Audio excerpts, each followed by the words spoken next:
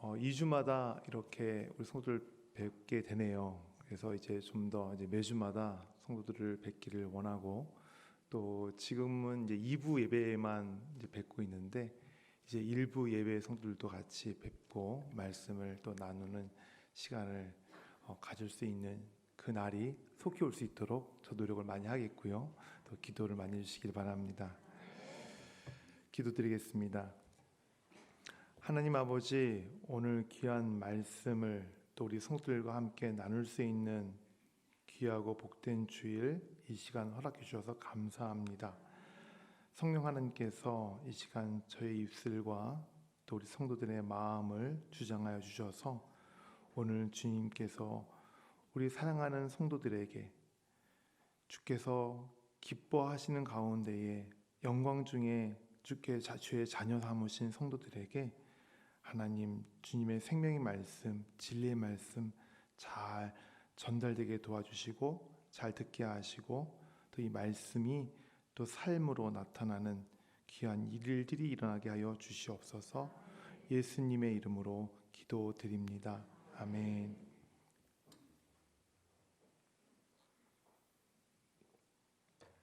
좀 아까 소원이하고 하라가 나와서 암송했죠. 원래는 22구절, 1인당 22구절 한 4분 정도 걸리는 시간인데 시간 관계상 나눠서 아이들이 했습니다. 원래는 22구절을 다 하려고 했는데 또 저 설교도 있고 또 공동의회도 있어서 또 시간을 줄였습니다. 너무 잘하죠. 여러분께서 관심 가져주시고 기대해 주시는 우리 교회학교의 어린이들입니다. 더 많은 관심 가져주셔서요, 우리 교회학교가 부흥할 수 있도록 또 힘도 보태주시고, 또 다음 세대가 우리 교회에서 잘 자랄 수 있도록 또 많이 후원해 주시면 감사하겠습니다. 우리는 지난 설교에서 니고데모라는 사람을 만났죠. 그리고 그가 예수님을 찾아와서 예수님과 대화하는 모습이 기록된 오늘 본문을 살펴보았습니다.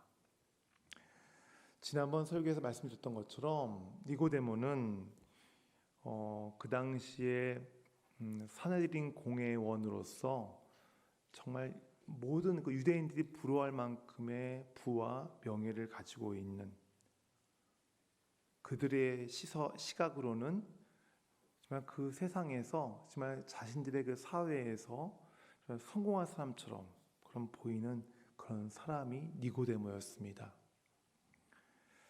하지만 그가 예수님을 찾아왔던 시각이 캄캄한 밤이었죠. 그처럼 비록 니고데모는 남들이 부러워하는 부와 명예와 지위를 갖고 있는 사람이었지만 영적으로는 매우 어두운 사람이었습니다. 그 사실을 우리는 지지난 주일 설교에서 니고데모가 예수님께 찾아와서 예수님과 대화하는 그 말을 통해서 우리는 알 수 있었죠. 이런 말이었죠.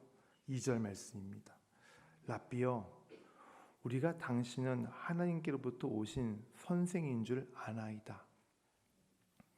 하나님이 함께 하시지 아니하시면 당신이 행하시는 이 표적을 아무도 할 수 없음이니이다. 니고데모가 영적으로 어두웠다고 하는 것은 그가 예수님께서 많은 사람들 앞에서 행하신 그 표적만을 가지고 와서 예수님은 하나님께 하시는 좀 대단하신 분이라는 분으로 알고 그분을 찾아왔기 때문입니다.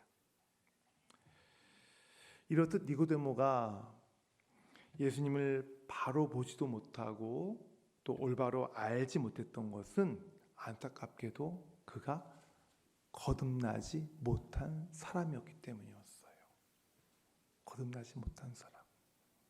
그러니까 거듭나지 못한 사람의 눈에는 예수님의 진정한 그분의 본체가 보이지 않는 거예요. 그분이 행하시는 표면적인 표적들만 보이는 겁니다. 표적 그 자체만 관심이 있을 뿐, 그 그 표적을 행하시는 예수 그리스도가 진정 어떠한 분이신지, 그 표적을 행하시는 이유가 과연 어디에 있는지 관심은 없고 단지 표적, 병을 낫게 하는 표적, 귀신을 쫓는 표적, 배부르게 하는 표적, 거기에만 관심을 갖고 있었어요. 왜요? 거듭나지 못한 사람이었기 때문에.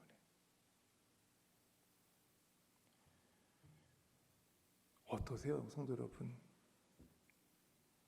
나중에도 여러분께 설교 중에 잠깐 질문하겠지만, 여러분의 신앙생활을 하면서 예수 그리스도를 보시는 분들입니까?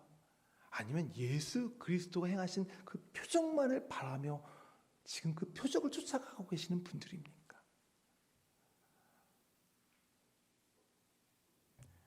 성경은 우리에게 니고데모처럼 예수님 자체는 관심이 없고 오로지 시각적으로만 보이는 그 표적에만 관심을 갖고 그 표적을 행하는 예수님을 따르는 그 사람들의 모습을 우리에게 보여주고 있지요. 이들은 예수님께서 오병이어로 많은 사람들의 배를 부르게 하신 직후에 예수님을 쫓아오는데요.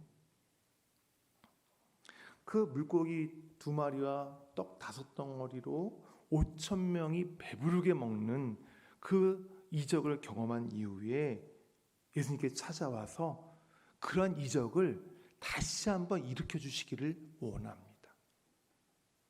다시 한번 그 이적을 일으키셔서 자기들을 좀 배부르게 해주실 것을 그들은 원하며 예수님을 찾아옵니다. 그때 예수님께 하신 말씀이 무슨 말씀입니까? 요한복음 6장 26절 말씀이죠. 우리 같이 읽을까요? 예수께서 대답하여 이르시되 내가 진실로 진실로 너에게 이르노니 너희가 나를 찾는 것은 표적을 본 까닭이 아니요 먹을 것고 배부른 까닭이로다. 예수님께 찾아와서 다시 한번 그 이적을 행하셔서 우리의 배를 좀 채워주십시오. 그것을 원하며 찾았던 그 무리들에게 예수님께서 하신 말씀이에요.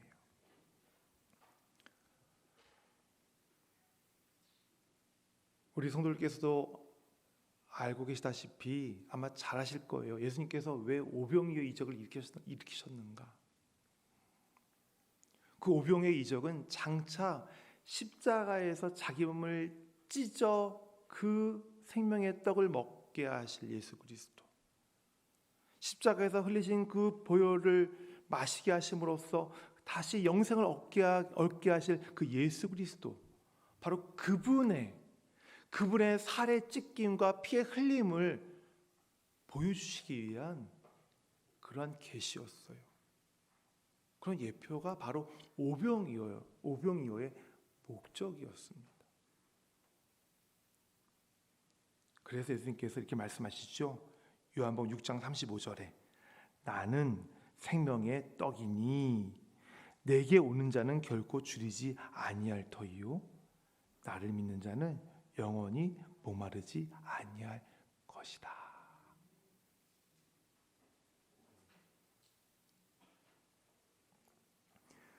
우리는 여기서 중요한 사실 한 가지 깨달을 필요가 있습니다.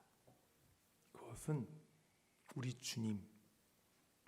주님은 표적을 통해서 인간의 필요를 채워주시고 요청을 들어주시는 그러한 분임에는 틀림없는 분입니다.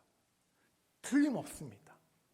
우리를 공급하시기, 표적을 통해 우리를 공급하시고 우리를 도우시는 분은 틀림없어요. 하지만 주님은 우리가 주님이 행하시는 표적에만 관심을 갖고 그것에 사로잡혀서 오로지 표적만을 바라며 표적만을 체험하는 그런 삶은 우리 주님이 원하시는 삶이 아니에요. 우리 주님이 원하시는 삶은 표적에 사로잡힌 삶이 아니라 바로 그 표적을 행하시는 우리 주님, 바로 살아계신 우리 주님, 그분을 바라보는 삶, 그분에게 붙들리는 삶, 바로 그것을 우리 주님이 원하시는 우리의 삶의 모습이에요.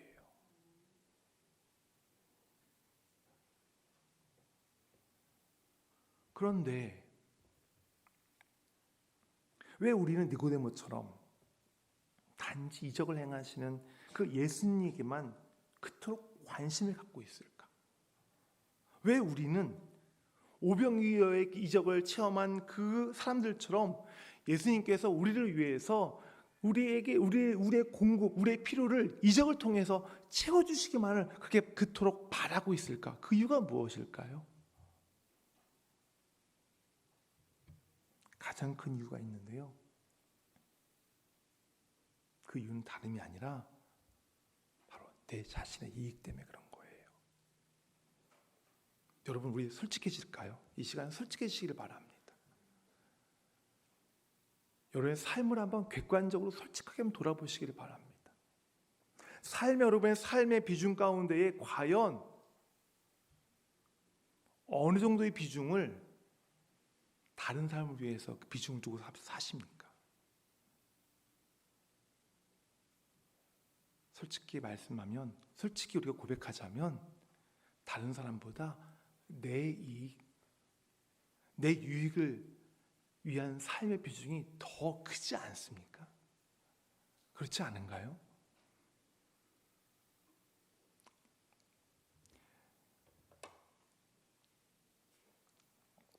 교회 밖에서 교회 안에서 봉사하시고 헌신하시는 분들이 계시지요.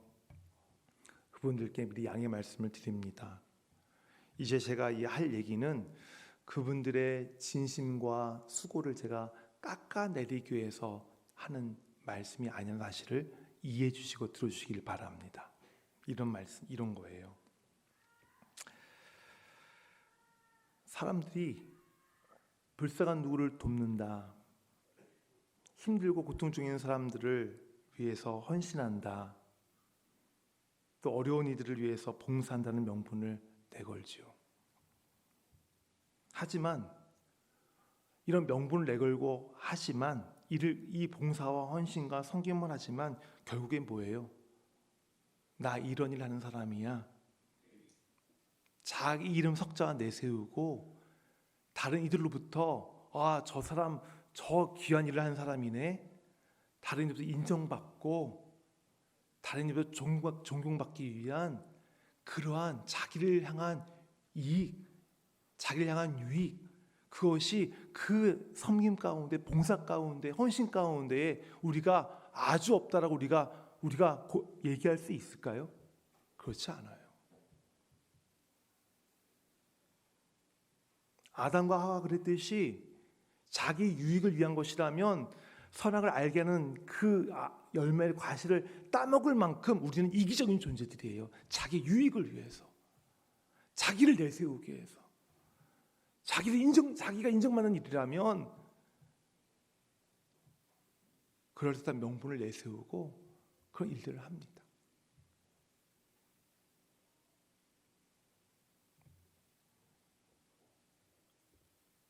이 말씀 드리는 이유가 뭐예요? 우리 이 자기 자신만의 이익을 내세우고 그것을 찾는 것이 바로 누구라고요? 사람이라는, 우리라는 존재들이에요. 우리라는 존재.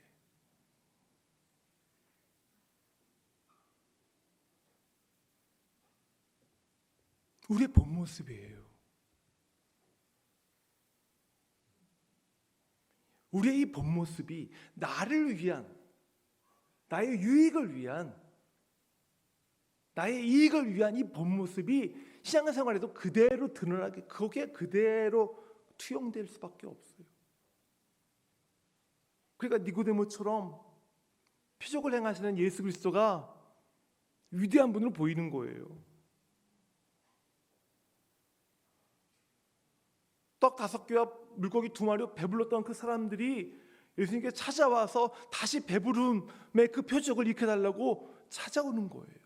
예수 그리스도가 아니라 자기 유익 때문에, 자기의 배부름 때문에, 자기의 병나음 때문에, 자기의 형통함 때문에 주님을 찾아와 주님을 쫓는 거예요.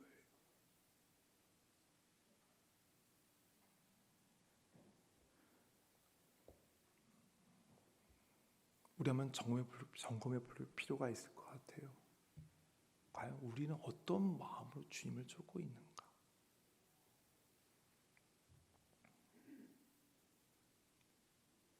여전히 우리는 죄인이기에 그 마음들을 완전히 해소할 수는 없지만 적어도 그런 마음을, 그런 본래의 모습을 갖고 있는 우리 자신이 나라고 하는 것을 잊지 말고 늘 어떤 섬김과 봉사와 헌신을 할 때 내가 이런 존재라는 사실을 잊지 않는다면 우리가 니고데모와 같은 이적만을 바라보며 찾아오는 그런 사람들의 그런 실수를, 그런 어리석음을 우리는 반복하지 않을 수 있지 않을까요?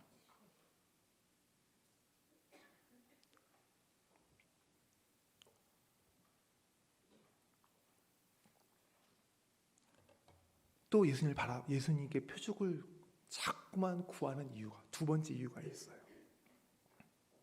의심 때문에 그런 거예요. 의심 때문에. 예수님에 대해서 의심이 생기니까 그 의심이 생기니까 자꾸 표적을 통해서 의심하지 않아 보려고 하는. 그러니까 계속 의심을 낳으니까 계속 표적을 구하는 거예요.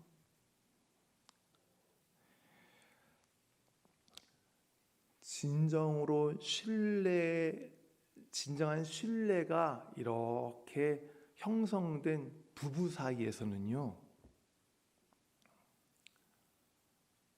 나 당신 사랑해 라는 그 말 한마디로 상대방의 사랑을 내가 확신할 수 있어요.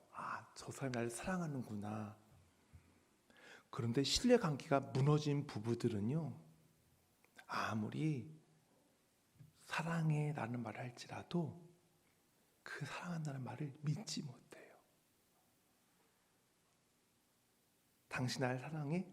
증거를 보여봐. 증거를 보인다고 사랑을 믿을까요? 믿지 않아요. 사랑의 증거들을 계속해서 보여주고 사랑한다는 말을, 그 마음을 표현하고 선물을 사주고 어떤 행동을 해도 신뢰관계가 무너진 부부관계에서는 아무리 사랑한다고 해도 계속해서 의심하고 나를 사랑한다면 증거를 보여봐. 그 증거를 계속 요구하게 돼 있어요. 그것이 신뢰가 무너진 관계에서 일어나는 일들이에요. 불신의 모습이에요.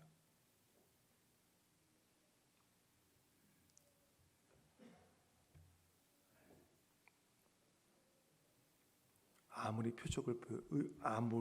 사랑의 증거를 보여도 계속 의심만 더 강해질 뿐입니다. 저 사람이 나한테 왜 잘해주지? 뭘 숨기고 있나? 나를 속이고 있는가? 그런 마음이 더 많이 생길 뿐이에요.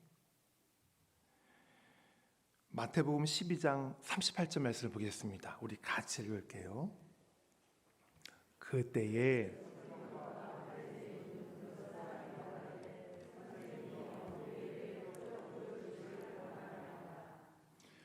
서기관과 바리새인들이 예수님께 와서 표적을 보여달라고 요구합니다. 이미 예수님은 병을 고쳐주시는 표적, 귀신을 내쫓는 표적, 정말 많은 이적들을 보여주셨어요. 그런 이적을 이미 보여주시는 그 예수님 앞에 와가지고 또 다른 표적을 보여달라고 예수님께 요구합니다. 왜요? 이들이 예수님 표적을 보여주시면 와, 저분 정말 하나님의 아들이시구나, 그분을 믿기 위해서요? 아니요. 지금 바리새인과 이 서기관들의 마음에는 제가 앞서 말씀드린 것처럼 의심이 가득해요. 예수님에 대한 불신이 가득해요. 예수님이 아무리 표적을 보여주셔도 그 표적을 또 꼬투리 삼아서 예수님을 또 핍박하고 올무에 걸리게 하려고 하는 그런 심정으로, 그런 계략을 가지고, 그런 고약한 마음을 가지고 지금 예수님께 자꾸 표적을 지금 요구하고 있는 거예요.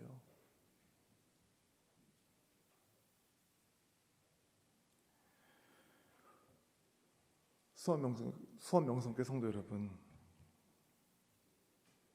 혹시 여러분들 가운데에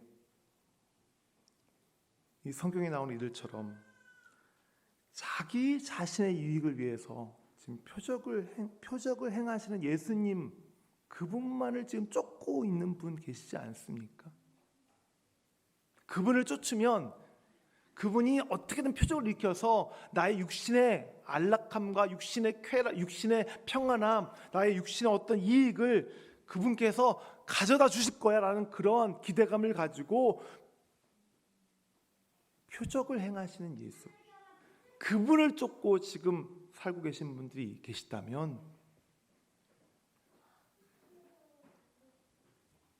표적을 행하는 주님이 아니라 바로 십자가에서 구원을 이루신 그 주님을 붙잡는 여러분 되시기를 축원합니다. 또 이 시간에 예배 자리에 나와서 예배 드리고 있지만 그 마음에는 바리새인과 서기관들처럼 여전히 예수님에 대해서 의심하고 불신하는 성도들이 있습니까? 그런 분들 계십니까? 그런 분들 계시다면 이제 그 의심과 불신에 사로잡히지 말고 그 대신에 살아계신 예수 그리스도께 사로잡히는 멋진 인생이 되시기를 주님의 축원합니다. 우리 3절 말씀 다시 읽겠습니다. 예수께서 대답하여 이르시되 진실로 진실로 내게 이르노니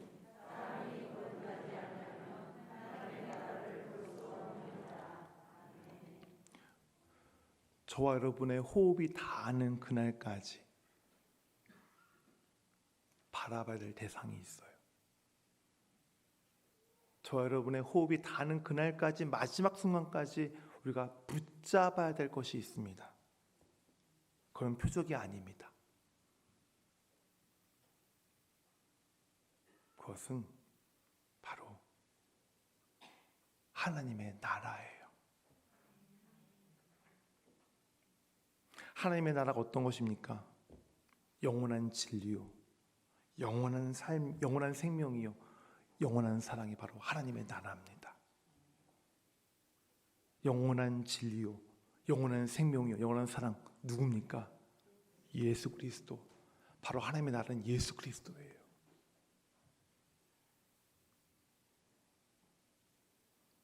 우리의 숨이 닿는 그 순간까지 우리가 붙잡고 바라보고 사로잡혀야 될 그 대상은 표적이 아니라 예수 그리스도.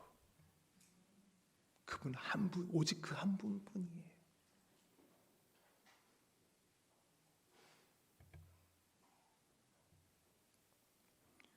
진실로 진실로 내게 이르노니 사람이 거듭나지 아니하면 하나님의 나라를 볼 수 없느니라 라는 이 말씀은 사람이 거듭나면 누구를 볼 수 있다고요? 예수 그리스도를 볼 수 있다는 거예요. 그렇다면 오늘 설교 제목처럼 거듭난 사람의 삶은 어떤 삶일까요? 제가 두 가지로 한번 요약을 해봤습니다. 첫째는 이런 삶이에요. 잘 들어보세요. 주어진 삶의 자리에서 되어지는 일들 속에서 예수님이 일하시는 것을 바라보려고 하는 삶. 내게 주어진 삶, 환경, 여건, 모든 상황, 사건 속에서 되어지는 일들 속에서 누구를 바라보는 삶이요? 예수 그리스도의 일하심을 바라볼 줄 아는 삶. 그것이 거듭난 사람의 삶의 모습이에요. 거듭났다라는 것은 문자 그대로 어떤 말이요? 다시 태어났다라는 말이거든요.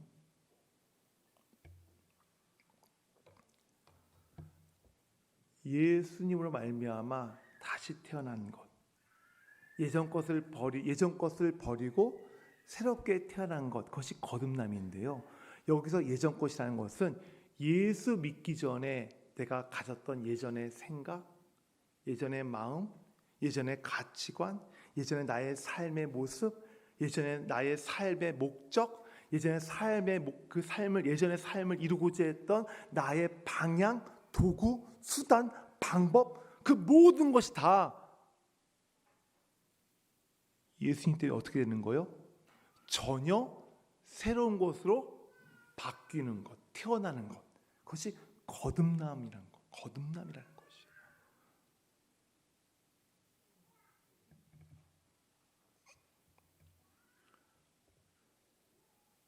근데 이 거듭남이라는 것은 예수님 때문에 새롭게 나의 생각과 나의 가치관과 삶이 전혀 새로운 것으로 태어났다라고 하는 그런 결과도 결과지만 여기에는 더 엄청난 결과가 따라오는데요.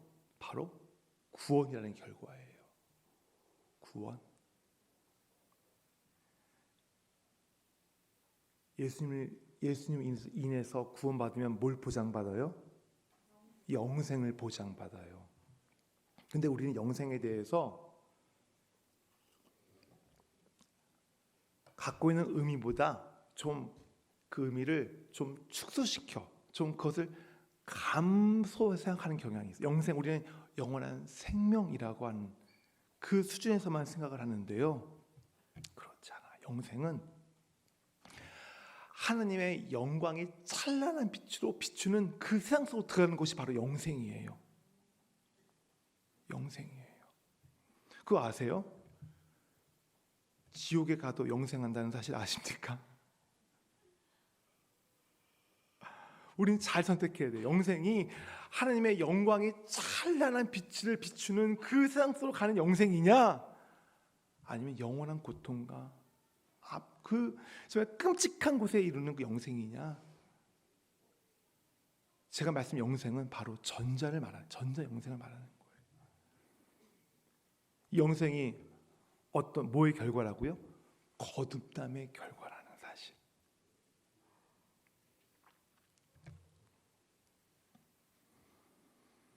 그런데 여기서 우리가 생각할 한 가지 문제가 있습니다. 그것은, 잘 들으세요. 주의 깊게 들으시기 바랍니다. 예수님으로 말미암아 우리가 영생을 보장받았지만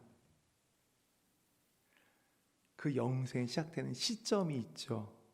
언제예요? 나의 개인적인 죽음. 또 하나는 예수님께서 재림하시는 그 날까지, 그게 영생의 시점 아니겠어요? 그 시점까지는 이 세상에서 고난의 시간을 우리가 감당해야 돼요. 고통의 시간을 우리가 감당해야 돼요. 돈 없고 배고픈 가난과 그 배고픔의 시간, 병으로 인해서, 병마로 인해서 고통당하는 그 시간을 우리가 감당해야 돼요. 그 시간들을 우리가 지나가야 돼. 그 시간들을 우리가, 여기 있는 분 누구도 예외 없이 그 시간들을 다 걸어가야 돼요. 마치 이스라엘 백성들이 애굽에서 나오자마자 바로 가나안 땅에 들어갔나요? 아니죠. 어딜 지나갔어요? 광야를 지나간 것처럼.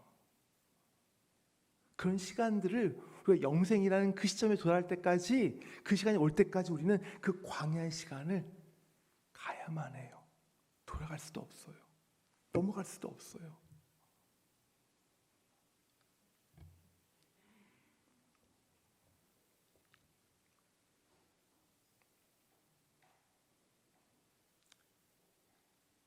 그래서 그런 영생을 보장받았지만, 약속받았지만, 이 세상에서의 고통의 시간, 실패의 시간, 어려움의 시간을 살아가야 하는 우리들. 그래서 우리는 살다가 이런 말을 하죠. 자주 하기도 합니다. 예수 믿는데 내 현실이 왜 이러냐? 왜 상황이 이 모양이냐? 예수 믿는데 내 형편이 왜 이거밖에 안 되냐? 그런 말을 할 때가 있어요. 하시죠? 저만 하나요? 예, 하실 거예요.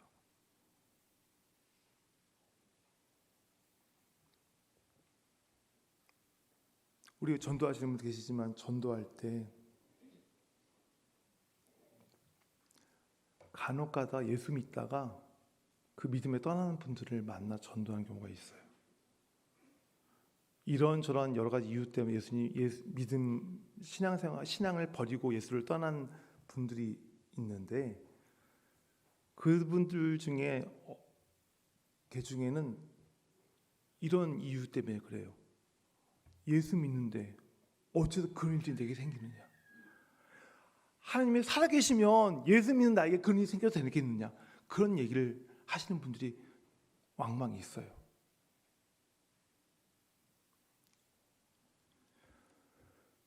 누군가가 여러분들에게 구원받았습니까? 라고 질문한다면 여러분 어떻게 대답하시겠습니까? 구원받았습니다 라고 대답하시겠죠? 대답 못하세요? 하셔야 돼요. 네. 그러면 어떻게 구원받았습니까? 라고 묻는다면 뭐라고 대답하시겠어요? 누구 때문에? 예수님 때문에 구원받았습니다 라고 대답하실 겁니다. 그렇죠? 그러면 예수 때문에 구원받은 거 어떻게 확신하십니까? 라고 물으면 어떻게 대답하시겠어요?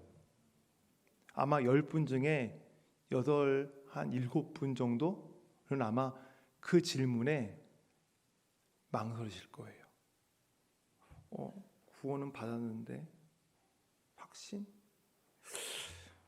예수 믿고 구원받은 자들은 좀 일도 좀 잘 되고 병도 좀 낫고 좀 생활 형편도 펴지고 그래야 되는데 구원받았다고 확신하는 나는 분명히 예수 믿고 구원받았는데 내 형편을 보니까 맨날 쪼들리고 그냥 아프고 생활도 변변찮고 오히려 불신자들보다 더 못한 삶을 살고 있는 자기 자신을 보면 내가 구원받는 게 맞나?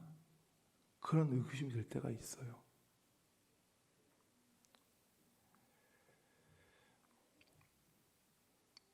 내 현실을 보면 믿지 않는 사람들보다 훨씬 더 못한 삶을 살고 있는 것처럼 보이기 때문에 그런 마음이 드는 거예요. 우리 고린도후서 11장 13절 27절까지 우리 말씀을 좀 길지만 우리 같이 읽을까요? 고린도후서 11장 23절부터 27절까지 우리 그 의미를 생각하시면서 한번 읽어보세요. 시작. 그들이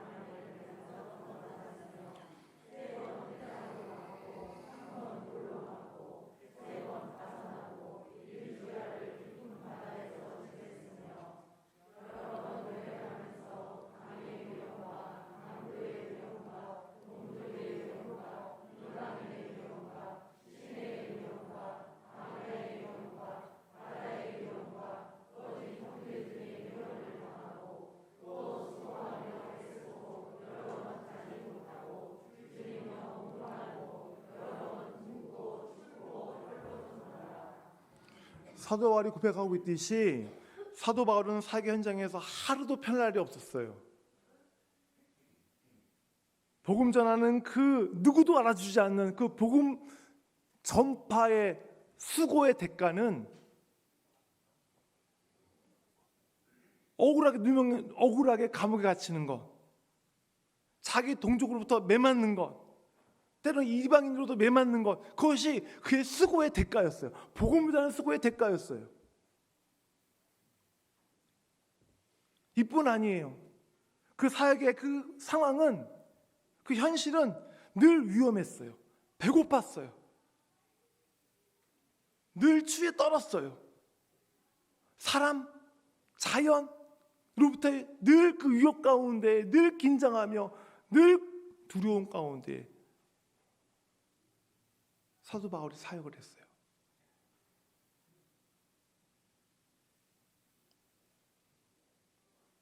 그래서 우리가 살다 보면 어려움을 당할 때 하는 것처럼 사도 바울이 해야 될 말은 이런 것이었어요.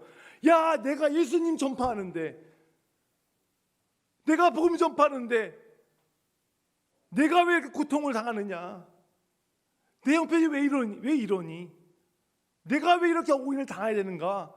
그 하소연이 사도 바울의 입에서 나와야 할 만한 그런 말이었어요.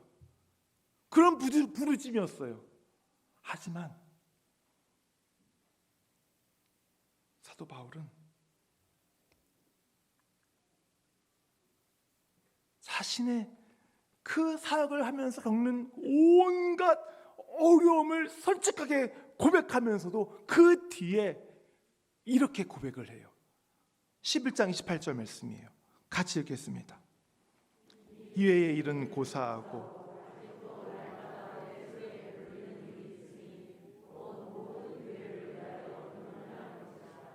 자기가 겪은 그 고난과 어려움과 환난 그 일들을 다 제쳐놓고 내 마음에는 오직 누굴 향한, 어디를 향한 마음이라? 늘 교회를 향한 마음이 그 마음 안에 늘 자리 잡고 있었고, 교회를 걱정하고 교회를 세우는 데에 염려했어요. 늘 교회를 생각했어요. 그러면서 그는 그 고난 가운데서도 자기의 사역을 포기하지 않았어요.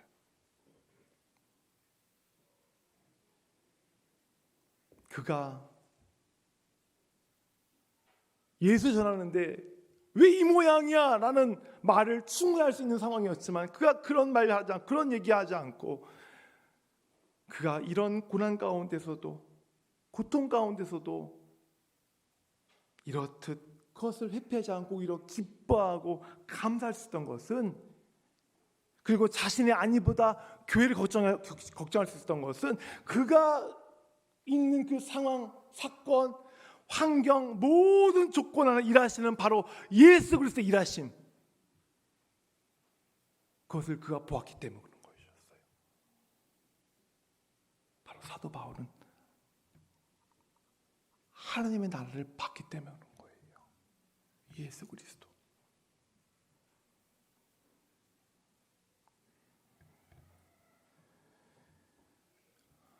육신이 연약해요. 내 가정의 재정이 넉넉하지 못해요. 남들보다 내 자신이 부족해 보여요. 내 주변에 일하는 일들 보면 정말 낙심할 수밖에 없는 상황들이에요. 하지만 그 안에서, 되어지는 그 일 안에서 일하시는 예수 그리스도의 모습을 바라보시는 거듭난 성도의 삶이 되시기를 바랍니다. 두 번째, 거듭난 사람의 삶은 이런 삶이에요. 자신에게 주어진 자리를 잘 지키는 삶이에요. 자신에게 주어진 자리를 잘 지키려는 삶. 제가 방금 말씀드린 이 두 번째는 첫 번째 삶과 매우 깊은 연관성이 있어요. 어떻게 보면 첫 번째 삶의 연장선이라 할 수 있어요. 자기가 있는 상황에서, 환경에서, 그 안에서 되어지는 모든 일들 안에서 일하시는 그 예수 그리스도를 볼 줄 아는 그 사람은 바로 자신이 서 있는 그 자리에서 일하시는 예수 그리스도를 바라보며 자기의 자리를 잘, 자기 역할을, 자기의 책임을 잘 해나가려고 하기 때문에 그런 것이죠.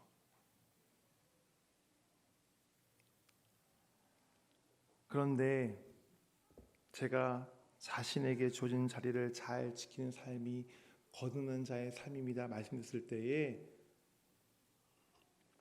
혹여 잘해야 되나 보다, 철두철미하게 완벽하게 이 자리를 잘 지켜내야 되나 보다라는 부담을 갖고 계시다면 그런 부담감을 내려놓으시길 바랍니다.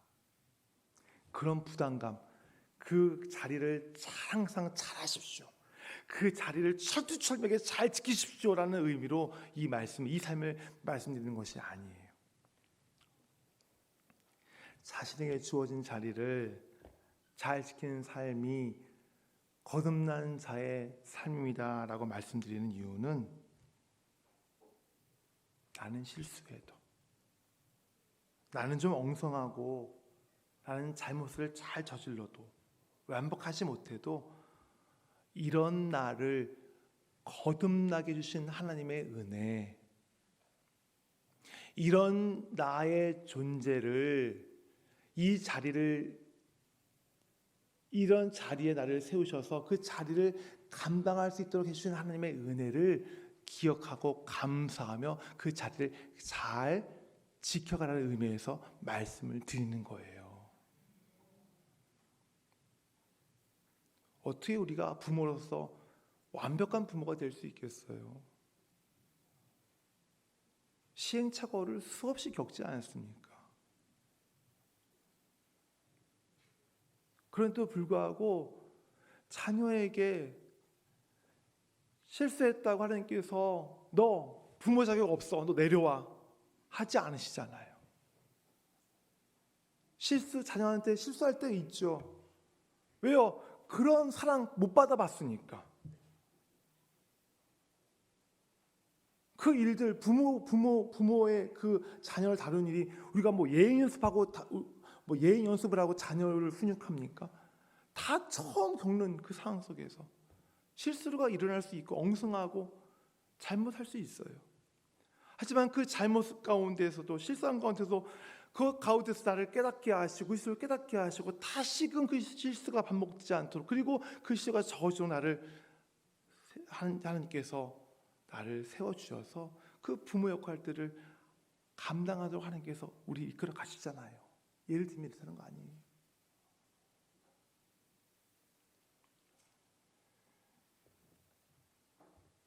베드로 아시죠?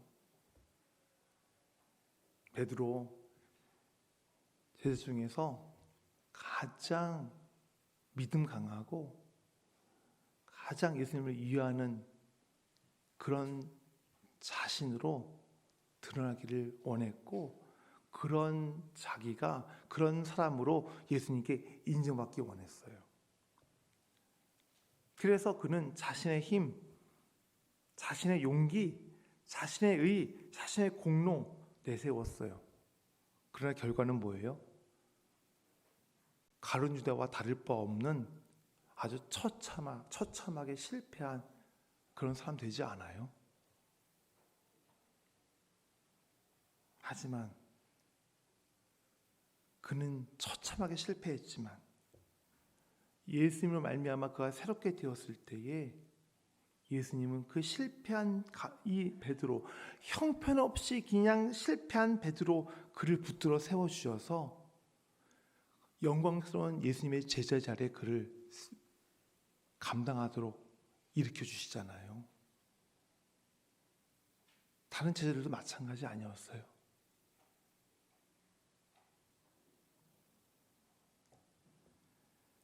자신에게 주어진 자리, 역할, 책임, 내 능력, 내 학벌, 내 돈, 내 지혜, 내 어떤 의지로 감당할 수 있는 것이 아닙니다. 내가 어떤 존재인지 정확하게 인지하고, 그런 존재가 예수님으로 말미암아 거듭나게 되었다는 그 사실에 내가 감사하고 기뻐할 때 비로소 나에게 주어진 자리를 잘 감당하는 삶이 될 수 있는 거예요. 이런 태도로 우리 여러분, 교회의 직분의 자리, 가정에서의 자리, 사회에서의 일원으로서의 자리를 지켜가시는 성도 되시기를 바랍니다. 예수님의 표정만을 보고 찾아온 니고데모에게 이렇게 말씀하십니다. 3절 말씀 우리 같이 한 번 더 읽을게요. 진실로 진실로 내게 이르노니 사람이